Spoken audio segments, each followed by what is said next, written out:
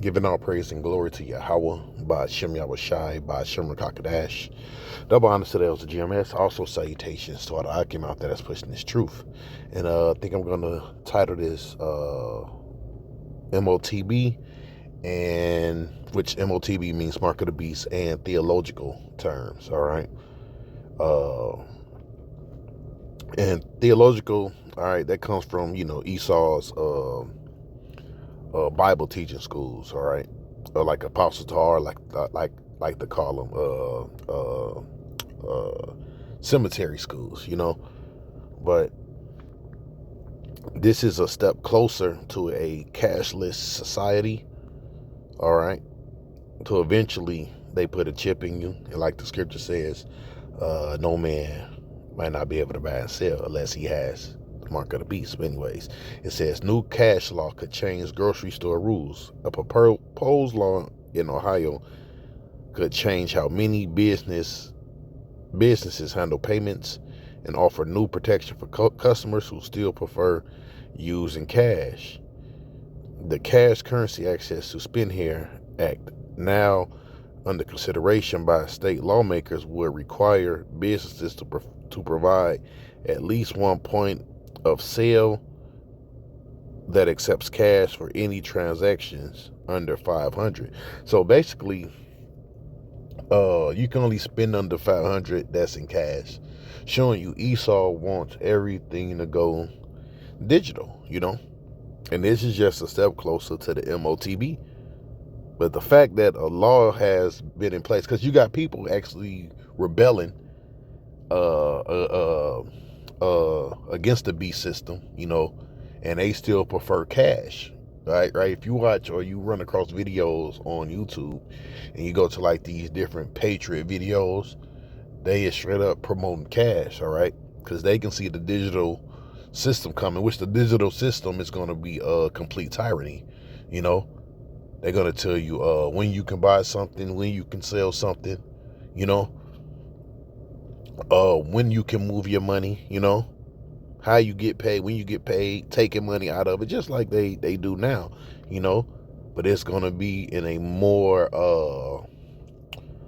tyrant way, all right? It's going to get worse. It says, even as more of the economy shifts towards the digital, you see, in card-based payments, and notable shares of Americans still rely heavy on paper money. In 2022, 14% of Americans said they use cash for almost all or most of their transactions, while 41% said they never use cash. You see?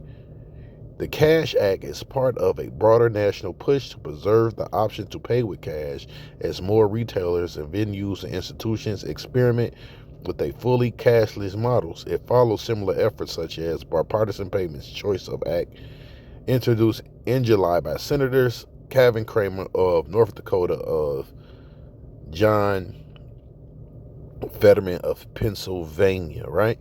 So, like I was saying, this is part of the beginning of the mark of the beast, of them, close, to pushing the mark of the beast, right?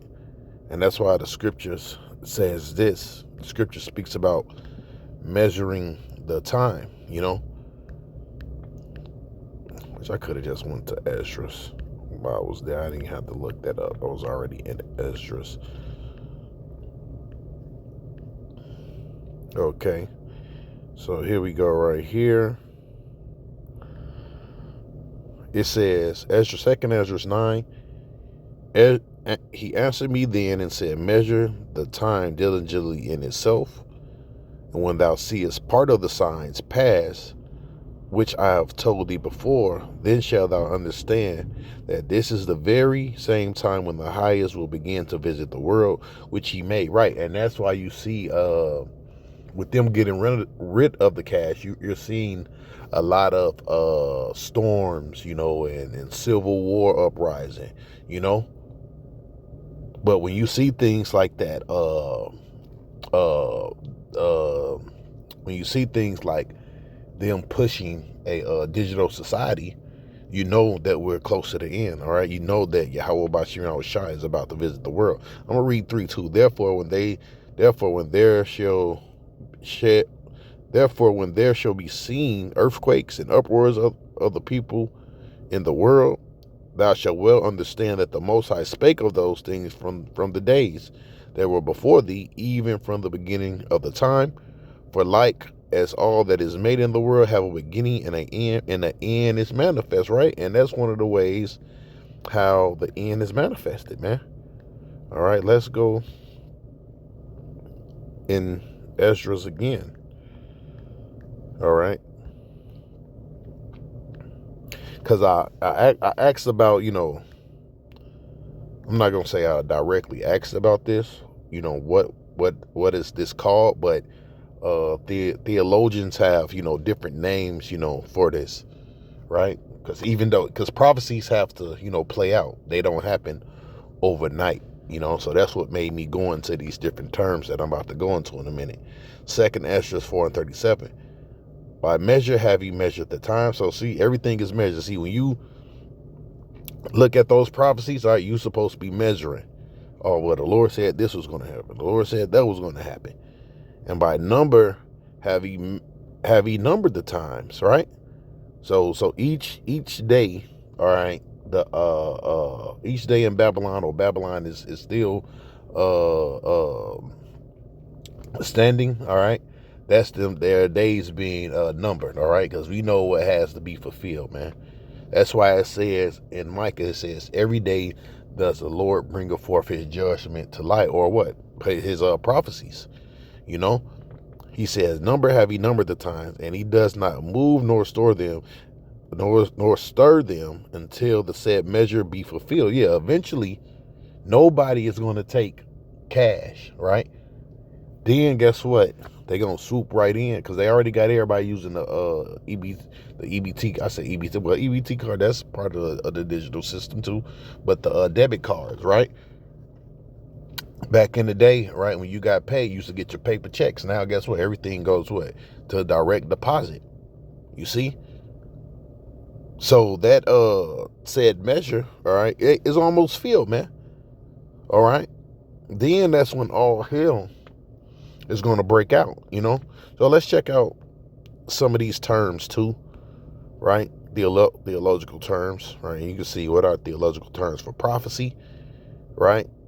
They got it says include fulfillment, eschatology, and preterism, right? There was a couple that, because I'm not going to read all these. I probably will. I take that back. All right. It says fulfillment is a general term used to describe the completion and realization of prophecy, right? But like you said, the said measure be filled, The New Testament often references the Old Testament prophecies as being fulfilled in the life and death of resurrection in Yahushua Mashiach, events in the early church. And they kind of went off on that because there's still prophecies in the Old Testament that have to be fulfilled, all right? So they don't really understand what they're talking about, but they're kind of right. It says, eschatology is the branch of theology concerned with the final events in history of the world and ultimate destiny of humanity, right? So, hey, that's another biblical term. That's something that we deal with, often referred to as the end times, and last things ideas heavily with how unfulfilled prophecies will eventually play out in the future, right? See, and that's why the Lord always, use his prophets, man. Let's grab the book of Hebrews real quick, 1:1. Right? Because we the ones that really deal with this, constantly going to the prophecies. Hebrews 1:1. Yahweh, who at sundry times in divers manners spake in time past unto the fathers by the prophets. You see? That says the time past. Let's see about today. It says, and have in the last days spoken unto us by his Son, whom he have appointed heir of all things, by whom also he made the world. So you see, the prophets will have to be here today too, right? Because it also tells you in the book of Revelations, the spirit of Yahushua is prophecy. Okay? So somebody has to be bringing out these words, the correct way, it tells you also in the book of Ezra 15th chapter, it says, speaking to my people's ears the words of prophecy. Right? Then it says pre-terrorism. This is a Pacific interpretive method which argues that some or all biblical prophecies, particularly those in Daniel's and Revelation, have already been fulfilled in the past. And that's where they going off, right? Because the mark of the beast haven't been fulfilled yet, you know? See, then it says partial partism, and I might be pronouncing that, and full partism, right? Let's read full partism. Holds that all prophecy was fulfilled by AD 70, including the second coming of Yahweh. Man, that's nuts, right? Because that ain't true, because the scripture speaks about what the world is going to be like when Yahweh comes back, man. All right, he gonna terrify this damn world, man. Right? Let's go to futurism. It has the belief of most eschatological prophecies are primarily referring to events that have not occurred but take place at the end of a age. Oh, look at that. Oh, let's grab that real quick. Right? End of an age, man. Well, what? End of a rulership. Right? All right, let's put this in, right? That's the end of a age. All right. 2nd Ezra 6 and 8. For he said, for Abraham unto Isaac, when Jacob and Esau was born of him, Jacob's hand held first the hill of Esau, for Esau is the end of the world, and Jacob is the beginning of it that followeth. You see the end of age. Let's put in our age too. Real quick, see what we come up with.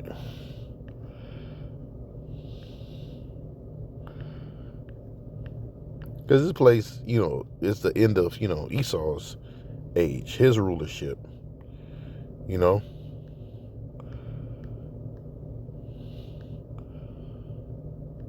All right, can't really find anything. I might have been mixing up a couple things, but let's see. Record through age, such and such.